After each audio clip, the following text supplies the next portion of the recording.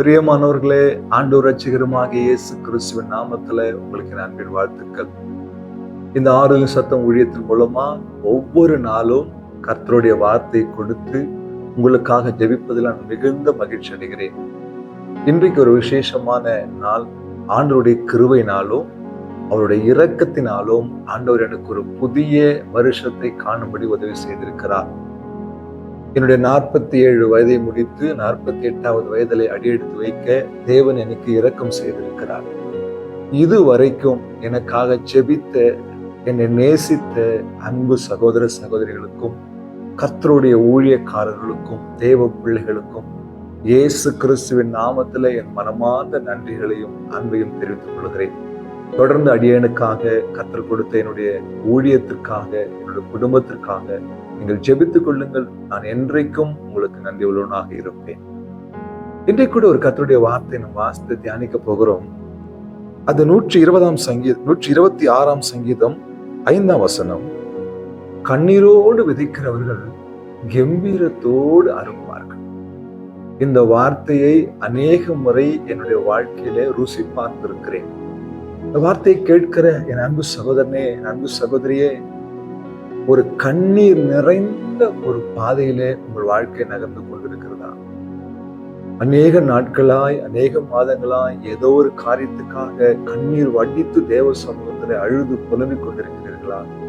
நீங்கள் வடிக்கிற ஒவ்வொரு கண்ணீர் துளிக்கும் ஆண்டவரிடத்திலிருந்து பதில் வரும். ஆமேன்னு சொல்லுங்க பாப்போம். தாவீது சொல்லும்போது, என்னுடைய கண்ணீரை எல்லாம் நீர் கணக்கில் வைத்திருக்கிறேன், அவைகள் உங்களுடைய துருத்தியில உங்களுடைய கையில இருக்கிறது ஆண்டவர் என்று சொல்லுகிறதை பார்க்கிறோம். தேவ பிள்ளைகளை, ரொம்ப அழகான வார்த்தை. கண்ணீரோடு விதைக்கிற ஒவ்வொரு தேவ பிள்ளைகளும் ஒரு நாள் கம்பீரத்தோடு அறுவடை செய்கிற, அறுத்து எடுக்கிற நாட்கள் வரும். விசுவாசிங்க. இன்றைக்கு நீங்கள் அழுது கொண்டிருக்கிற நீங்கள் மகிழ்ச்சியோடு தலை நிமிர்ந்து தேசத்துல வாழுகிற நாட்களை கர்த்தர் உங்களுக்கு கொடுக்க போகிறார். நிச்சயம் கொடுக்க போகிறார். இது ஒரு கர்த்தருடைய வார்த்தையை நீங்கள் விசுவாசித்து ஜெபம் பண்ணுங்க. உங்களுக்கு அற்புதம் செய்வார். இன்றைக்கு உங்கள் பிள்ளைகளை குறித்து, குடும்பத்தை குறித்து, வேலையை குறித்து, எந்தெந்த காரியத்தை குறித்து நீங்கள் கண்ணீர் வடித்து புலம்பிக் கொண்டிருக்கிறீர்களோ, அதி சீக்கிரத்தில் அந்த கண்ணீரின் நாட்கள் முடிந்து கம்பீரத்தின் நாட்கள், அறுவடையின் நாட்கள் உங்களுக்கு தேவனிடத்திலிருந்து வரும். விசுவாசத்தோடு பெற்றுக்கொள்ள போறீங்க. உங்களை கண்ணீரும் கமலமாய் பார்த்த ஜனங்கள் உங்களை மகிழ்ச்சியும் ஆர்ப்பரிப்போடு கூட பார்க்கிற நாட்களை கர்த்தர் உங்களுக்கு கட்டளையிட போகிறார். ஆமேன். நிச்சயம் செய்ய போகிறார். கண்ணீரோடு நீங்கள் விதைக்கிற ஒவ்வொன்றையும் கம்பீரத்தோடு அறுத்து எடுக்கிற நாட்களை கர்த்தர் உங்களுக்கு ஆயத்தம் பண்ணிவிட்டார், கொடுத்து விட்டார். பெற்றுக்கொண்டீர்கள். விசுவாசிகள்.